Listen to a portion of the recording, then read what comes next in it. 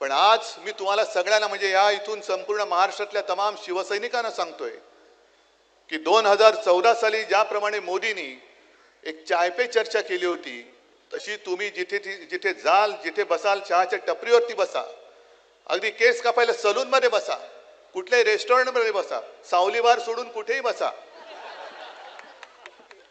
आता महाराष्ट्रामध्ये चर्चा करायची ती भ्रष्टाचार पे चर्चा होऊ द्या, भ्रष्टाचारावरती चर्चा.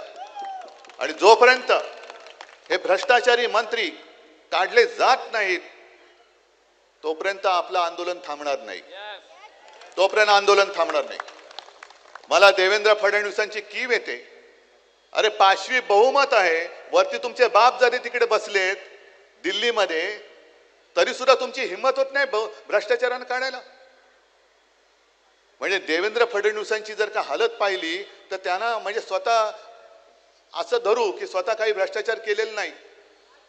मग का तुम्ही त्यांच्यासाठी बदनामी उडवताय? का तुम्ही त्यांच्यावरती पांघरून घालताय?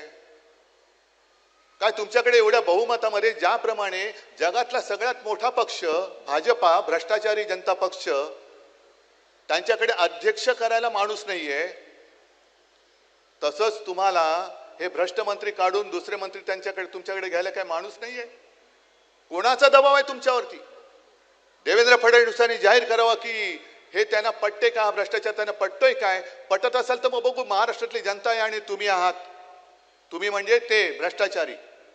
पण नसेल तर देवेंद्र फडणवीसांनी सांगायला पाहिजे की मला काढायचं हो, पण झालं असं की सहनही होत नाही आणि सांगता येत नाही, अशी परिस्थिती झाली. दबाव आहे माझ्यावरती. अरे द्या जुगारून दबाव.